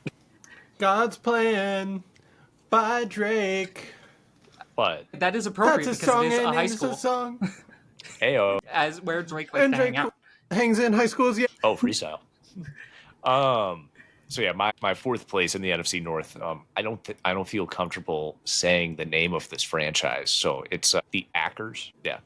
They do reside in Green Bay. They reside in Lambeau Field. That whole thing. They fucking suck. They've made no improvements technically this offseason, other than cutting Jair Alexander because they're saving money that way. But they didn't improve on their roster, so I think that they're gonna have a down year. Mm-hmm. All right, Cameron. I've got the Green Bay Packers with a record of 8-9, so a little more generous than Ryan. Yeah, they cut Jair Alexander for money, but who's available for them to get? No one. Jalen Ramsey. What corners A do they washed have? Jalen Ramsey. Yeah. Currently, fun fact, there's footage that came out of Packers mandatory minicamp today of 6th round wide receiver Bo Melton taking snaps at corner. Yep, I saw that. Nice. Yeah, I gave them an 8-9 record just because they are the Packers and they somehow always win games. I have a note for the offense and defense of every team here. When it comes to the defense, I think this should be league average. I'll be honest, their D-line is scary to me. Any D-line that has Devontae Wyatt, Rashawn Gary, and Lucas Van Ness is going to be intimidating. It's going to be a good pass rush. But if that pass rush doesn't get home, they're burnt fucking toast on the back end. They are. That secondary does not strike fear into me, especially now with the release of Jair Alexander. So my quote here is, with the release of Jair Alexander, they'll be providing about as much coverage as a bikini on an OnlyFans model. Very little. And then That's hot. on the offensive side of the ball, really, it just comes down to, I don't think Jordan Love is him. I just don't. He's had 3 quarters of a season of good play Total. and the in his rest has career. been, and the rest has just been, yeah, sure, good job, Jordan. You play If you football. remember, but you remember this Packers offense did well with Malik Willis at quarterback. Mm-hmm. So how much of it is really the ability to put the offense on Jordan Love's shoulders? If he can live up to the contract that they paid him, and if Matthew Golden turns out to be a real wide receiver, it could be a very different story for this team. But I don't think he'll live up to it, and I don't think Golden's a day one wide receiver one. I think he needs a little bit more. All right, shall we move on to number 3? Yeah. I think this is where we start to deviate. Number 3, at 9-8, I have the Detroit Lions. That's You would be correct. same in our record I deviation. have with them, but it is a deviation. So Kyle, do you also have Detroit? No, I have Okay. the Bears. Okay. Yeah, there's not Cameron? a lot of analysis here. I also have the Bears with a record of 8-9. I have them tying with the Packers. I don't know. I just gave them the tiebreaker because fuck the Packers. True. Yeah, I think with Ben Johnson, they've been doing a lot of interesting things at training camps, such as making the offensive linemen run go routes, Yeah. which Gotta is try anything. awesome. gotta know if they could catch passes. I am optimistic on the moves this team made in the offseason to address the issues that face them, particularly their clock management issue. They got rid of that problem. And The Matt problem. yeah, the Matt problem. They brought in Ben and a lot of solid pieces to build out the roster. I do still think the inexperience is going to hurt them a little bit. I think maybe next year they can take a leap comparing them to a team like the Commanders, except a year behind, maybe a year or two behind. 2 years behind it would be. Yeah. I don't know. I like where this team is headed. I don't think they're quite there yet. Mhm. 8-9, Chicago. I'll talk about Detroit real quick because I'll be talking about Chicago in a little bit. Go ahead. Detroit, it all comes down to 2 words. Brain drain. How much will the loss of Ben Johnson and Aaron Glenn mean for the operation of this team? Especially when you have... It's always a problem when you don't have an offensive head coach, but Dan Campbell, defensive mind, I think the defense will still be good. I don't know if they're going to be the same as they were at the beginning of the season last year. At the beginning of the season last year, they were vaunted, then injuries brought them down. I don't know if they'll be the same coming back from that. They'll still be a top half of the league unit for sure. I said they'll probably still be a top 10 maybe unit in the league, but nearing more that 9-10 spot as opposed to like 4 or 5.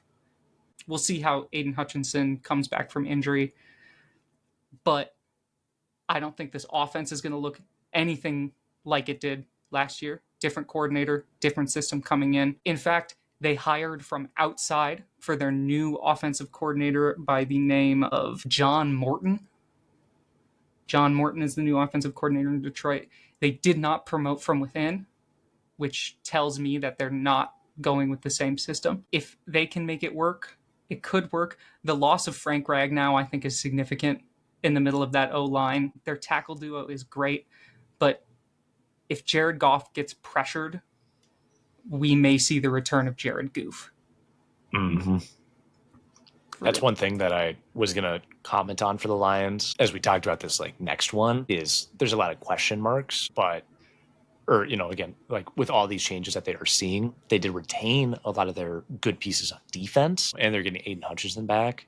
But my questions mainly lie on the offense, but obviously we can talk about that more here in a sec. Yeah. All right. Shall we go to number 2? Yeah. Mm-hmm. At number 2, with a record of 12-5, I have the Minnesota Vikings. Kill yourself. What the fuck? Actually Holy shit shit. your pants. Shit your pants and then throw up on yourself and then eat the shit out of your pants and throw it up again. Yep. Yeah. And then Give eat it to the me. throw Yep. up and shit it in your pants. And then tear your own MCL, both of them, with your hands. Tear both your MCLs with your hands. I just have to play against Kirby Joseph. He'll do it for me. Yep. Kirby Joseph would never even look at you for saying that. I just... You're far beneath even him. I'm so mad at you for putting the Vikings at 2 that I forgot that you put the fucking Bears at number 1. Yeah, I'll talk about them in a little bit. You think they're doing better than 12-5? I think they're doing significantly better than 12-5. God, what the fuck? It's the Bears. Kyle, Cameron, would I you said like to the share who you Lions. both? I said the Detroit Fighting Football Lions with a record of 9-8, so I gave them the same record that Ryan did. Here, I'll talk Vikings because I have them at 2. Then you two can talk Vikings at 1, and then I'll explain why I have the Bears winning this division. Okay. I still got a little bit of Lions talk. True. Yeah.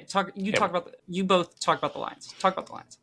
Yeah. Tell me why you 9-8. I do think the coordinator's leaving is going to hurt a lot. I do think the other 3 teams in this division got better, while this team might have stayed stagnant or got worse. They lost a couple pieces in free agency. They did pick up one guy from, was it Buffalo or the Jets? They picked up someone. DJ Reed. Yeah. He was there. I think. He was their big free agent pickup. I'm not necessarily confident. Yeah, DJ Reed. that this offense can have the same level of efficiency that it did last year. Also, without Ben Johnson, Frank Ragnow retired pretty late into the offseason, so that leaves them with a hole at center. I'm just not necessarily convinced that this roster is better than the one last year, and I am convinced that for the other three teams in this division. Yeah, I'm still giving them second place because they were incredible last year. That's kind of where I'm in the same boat with Cam here. Again, they lost a lot, and I do think that this is, if any team in the NFC North did take a step back, it would be the Lions. But a step back for them is still pretty high performance. They still have that chemistry. They still have the kind of knowledge on how to win games. It's kind of like, it's just like a philosophy thing of or a psychology thing of you need to see the ball go in the hoop to continue to make baskets. I feel like that's with football. It's like you need to win games to continue to win games. If you're losing games, you're going to keep losing games. But this is a team and a solid core that they didn't lose a ton of, other than some critical pieces like Frank Ragnow. But this is a core that knows how to win football games. So, and they have a head coach that knows how to win football games. So obviously, I agree that their coordinators leaving, Frank Ragnow leaving, is going to be a detriment. They aren't going to be this 15-2 team that they were last year. But I still see them being better than the Packers and being better than the Lions. So I feel like it's just more circumstantial that they're in second place. They are going to have a tougher schedule this year because they were first place last year. So they're going to play all those first place kind of. Yeah, they got to go into Kansas City. Yeah, that's going to be tough. That's going to be hard, especially how this team is shaping up. So that's where I see them probably dropping a few more games. So it's not that I have confidence in them. It's that I don't have confidence in the other two quite yet to overtake them. Let's talk Minnesota. So I said 12-5. I said 13-4. I said 15-2. Let's go. In all honesty, I have put here, I'm not going to tell you whether I have them making the playoffs or not. You'll find that out in 8 weeks. I'm going to assume that you do because they're 12-5. This team, I said 12-5, but in reality, that is a average, most likely scenario for me. I would not be surprised if this team finishes anywhere from 9-8, 15-2. Do you know who Kevin O'Connell is? Yes, that's why I'm not counting out that top end.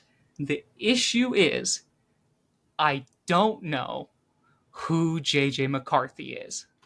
I do. Neither do you. Franchise. He is. No, you don't. JJ franchise. QB1. All my heart is in JJ McCarthy. I am drinking that little fucking cracker.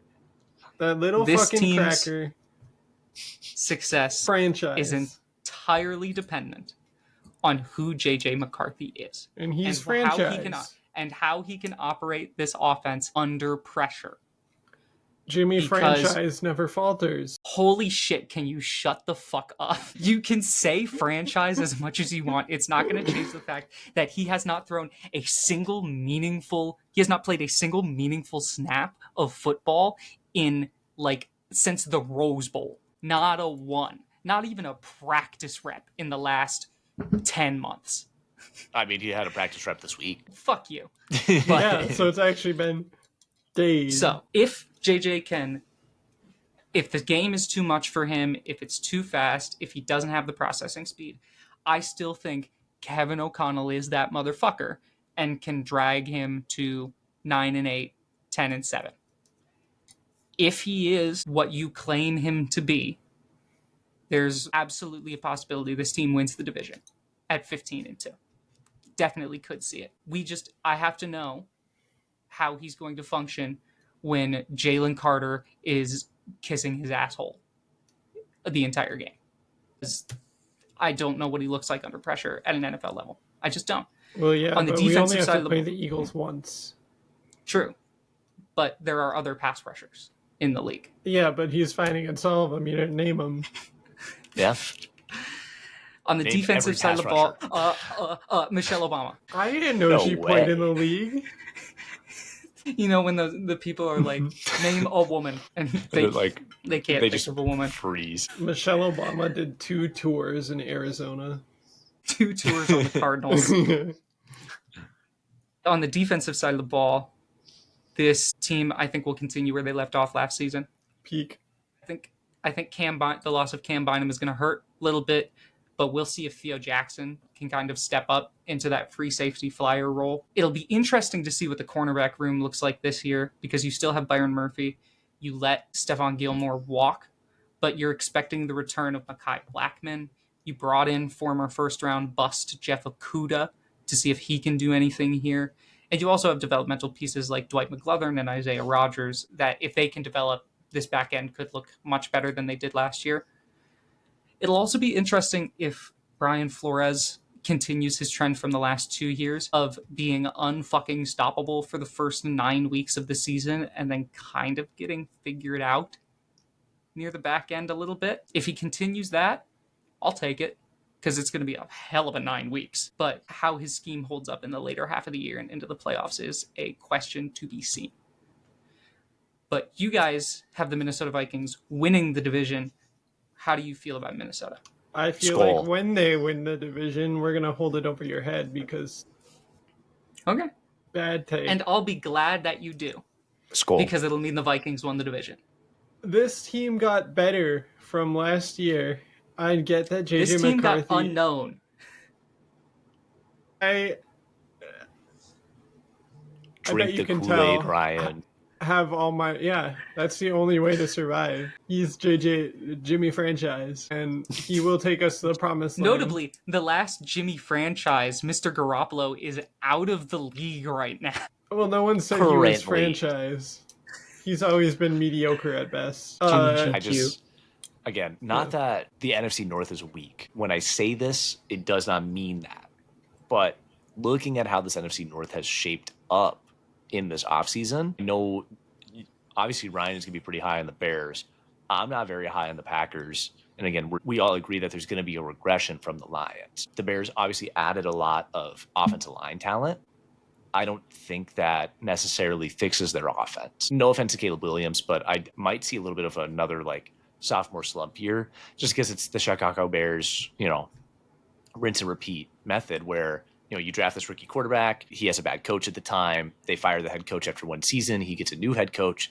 That QB doesn't maybe perform to the same standards, or they might have a good season, give or take the order there. Then they cut that QB. They don't re-sign him. The head coach gets their QB that they want.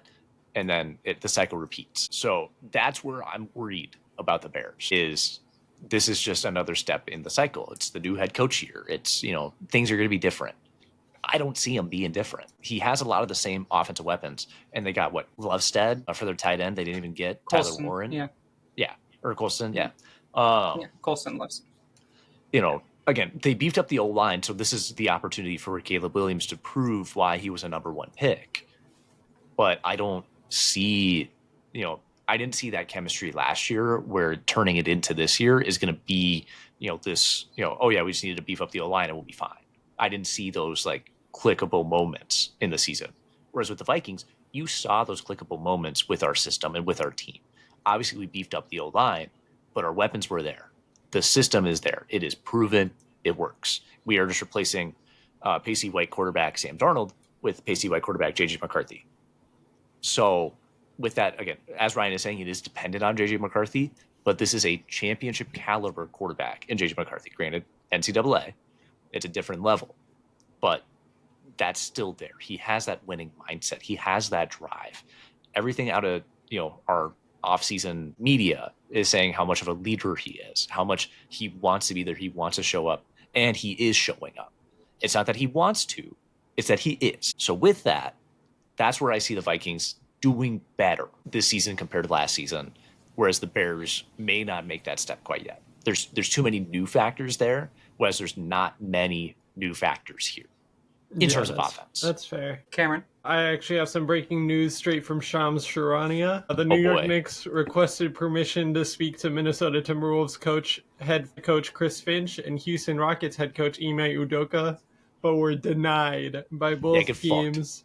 Get fucked. Get fucked. Don't touch Fuck my you, coach. New York Knicks. Notably, Jason Kidd was not on that list. I was to say, I No. think there was something earlier that said like Jason Kidd is staying in Dallas, and the Dallas front office Well, is keeping Allegedly him. prefers to stay in Dallas. Yeah, Dallas has said very vehemently that he will stay. Until I see the headline, Jason Kidd says he will stay, I'm going to hold on that just a little bit. But it's probably coming down the pipeline. Cameron, did you have any takes on this Minnesota team you wanted to share? I think I got them all out. This team is just better than last year, Okay. and they were great last year. We got the best coach in the league. We got the best quarterback in the league. We got the best wide receiver in the league. That one for sure we do. We got the best offensive line in the league, arguably. top 5. That would be a top 5 unit, I think. We'll see how they perform. Could be number one. It could Got be. a top 1 defensive line in the league. We actually just have a top 1 defense. We arguably have the best coordinators. We're just the best. Yeah. Because I say so. Shall we get to the elephant in the room and let me defend myself a little bit here? Okay, go ahead. Actually, I don't think you can. Okay. Winning the division at 14-3, I have the Chicago Bears. Here is why. I'll start with what the reason is not going to be, which is their defense. Their defense should be good. Yeah, it should be good. Their back end's pretty good. I like their corners and safeties. They're it's a continuation of the group from last year, so the communication and the chemistry is already established. I think the talent there is solid enough. You're not going to get Eli Apple burnt, but you're not going to be prime Jalen Ramsey locked down. And the defensive line, I love some of the pieces that are there, but for the love of all that is good and holy, will Montez Sweat have any help? It remains to be determined. To be determined. To me, that defensive line is the biggest question on this team. Because on the offensive side of the ball, I think this has a potential to be a top 5 offense in the league. Because I like the moves they made, improving the interior offensive line. I already liked their tackle duo in Braxton Jones and I forget their right tackle's name. But they were both very good last season. A much improved interior defensive line should give Caleb Williams more time to operate the offense. Their receiving room, it's not a better top-end receiving room than someone like the Minnesota Vikings because nobody is better than Justin Jefferson. But I like their third option more than our third option. And I kind of like their second option better than our second option. I'm sorry, what did you just say about Jalen Naylor? Look, I love Michigan State Spartan legend Jalen Naylor. Is he going to be better than Luther Burden? Yes. Yes. Who the fuck Luther is Burden's that? a second round pick. Okay. So he's got but higher was he a potential. Spartan? No, he was not. Very good point. He was out of Mizzou. But I think, and I don't think it's a particularly hot take, depending on who you see as the 1 or the 2, I think either DJ Moore or Rome Odunze are better than Jordan Addison. I don't think Rome Odunze is better than Addison yet. Oh, I would take Rome Odunze over Jordan Addison every day of the week. I think he's a better. I think it's 1A, 1B over there, except their 1A and 1B are so significantly far away from our number 1 that it doesn't even matter. Because Justin Jefferson is that good. The run game could be a question mark. They still have DeAndre Swift, who I'm not 100% sold on. But this all comes down to the fact that the thing that separates the Chicago Bears from the Minnesota Vikings is going to be quarterback play. And I'll just be honest, I believe in Caleb Williams more than I believe in J.J. McCarthy. And it's not particularly close. I know what I saw in college with Caleb Williams. And that was someone who can make plays.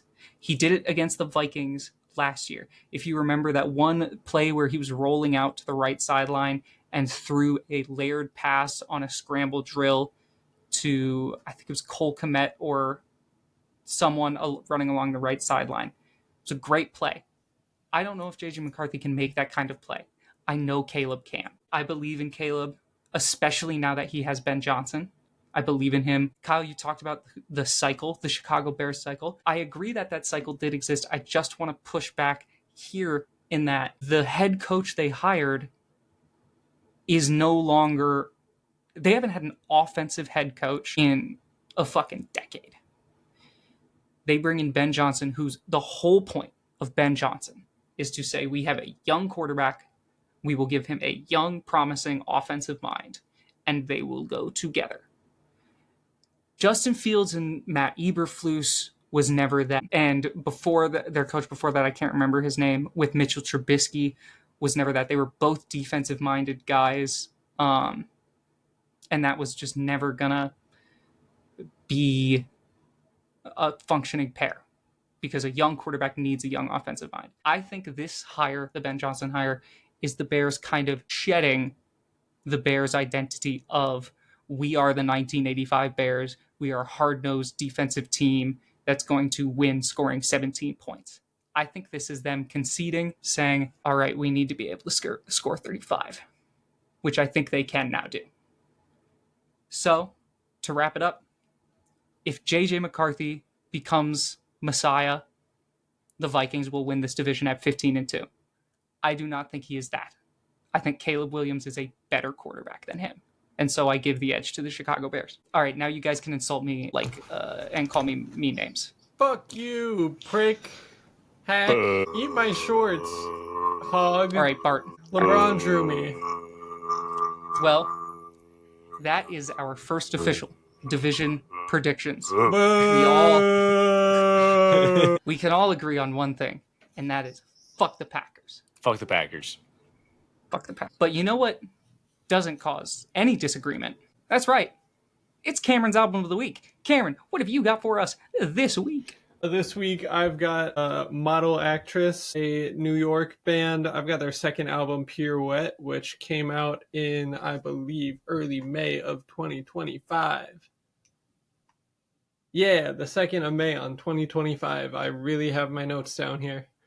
So Model Actress, it's model/actress, and actress is spelled ACTRIZ. They are a post-punk / dance punk / noise rock outfit. They started in New Jersey, but are currently based out of Brooklyn, New York. Shout out D'Angelo Russell. Shout out caller, number 2 caller ever to the Bisportuals podcast. Yeah, thanks for calling in, D-Lo. Yeah, so the band is comprised of 4 members. Cole Hayden is the lead vocalist. Jack Wetmore is their guitarist. Aaron Shapiro is their bassist, and Ruben Radlauer is their drummer.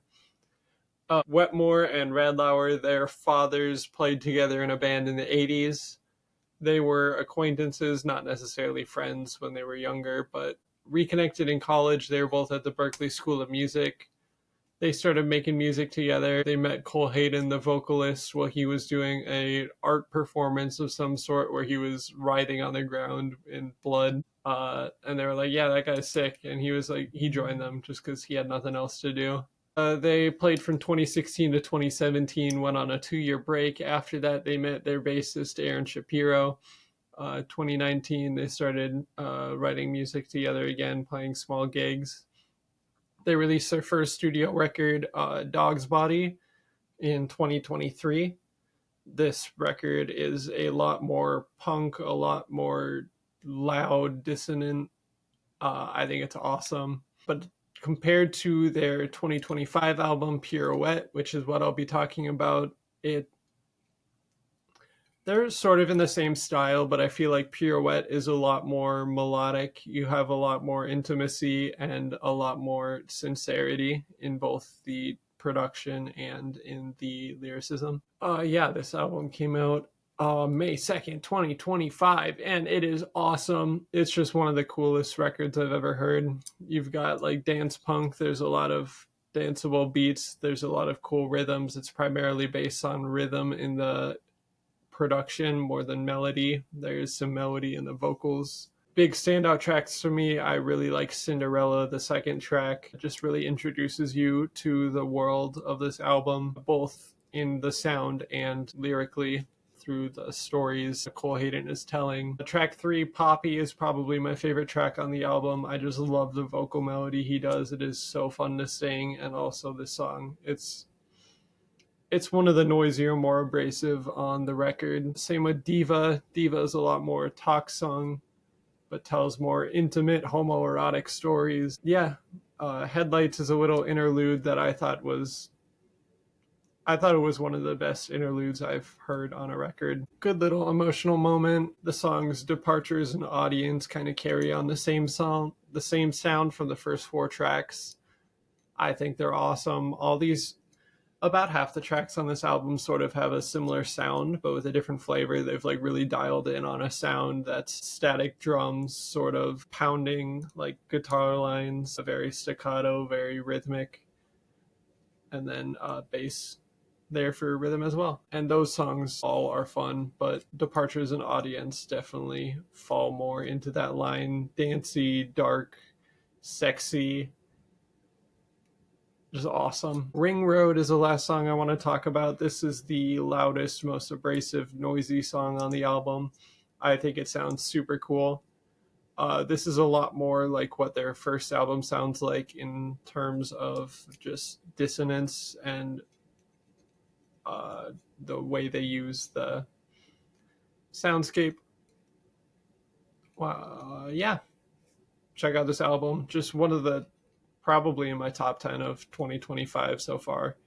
It's just one of the coolest albums I've ever heard. Just like, wow, this shit is cool. Yeah, I want to shout out 2 songs, one of which you mentioned, one of which I think flew under the radar. Ring Road, great track, love that one. And I'm a big fan of Vespers, the opening track, specifically like the last third of it. I need to give the album another listen through, which I'm planning on doing tomorrow on my way to work on the train. But the last, like, I remember just the last third to half of that song while I was sitting there listening to it, I was like, oh, this kind of fucks. Like, I vibe with this. I just like the other songs with that sound a little bit more. And that's fair. I didn't say your opinion was wrong. I think it's correct. That's just why I didn't mention it. I still think it's good. Yeah. A lot of great stuff on here. I agree with Ryan. I need to give it another listen. Just, I had the opportunity to listen to it once. But some standouts on my first listen was Audience towards the end of the album and Baton. They just had just a really good, it was like sonically pleasing, you could say, for a, kind of punk dance, this whole mix of genres. To say something with all those different clashing, ideas was sonically pleasing is hard to do. So I wanted to compliment the artistry there, the ability to make this very, not like rough, that's not the word that I'm looking for, but like it's a hodgepodge of ideas that shouldn't work together, that work really well together.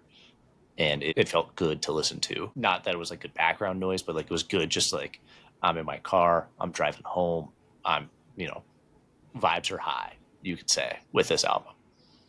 Yeah, you mentioned the last track, Baton. I thought that one it's very minimal, very dissonant. I wouldn't necessarily say sonically pleasing, but it's definitely interesting in how scratched the right part of my brain.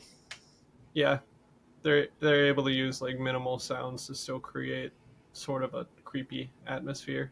Yeah, right. And with that, I want to go ahead and say thank you for taking the time out of your day to listen to us talk about sports and our official predictions that have now begun for the NFL. Again, I want to remind you, if you like our predictions, if you don't like our predictions, please call in, let us know at memo.fm/Bisportuals. Again, that's memo.fm/Bisportuals. This is the one time I'm going to tell you to be like D'Angelo Russell. Call in. Call in. If you're listening to this on day release, I hope you have a wonderful Friday. If you're listening to this over the weekend, I hope you have a wonderful weekend. If you're listening to it during the week, I hope you have a wonderful week. Thank you so much for taking the time out of your day, and we will see you next week. Bye-bye. Bye. Bye. Bye. Bye. Bye. And there's Peter and Lois and Chris and Meg and Stu. And Brian is the dog, and he's there too.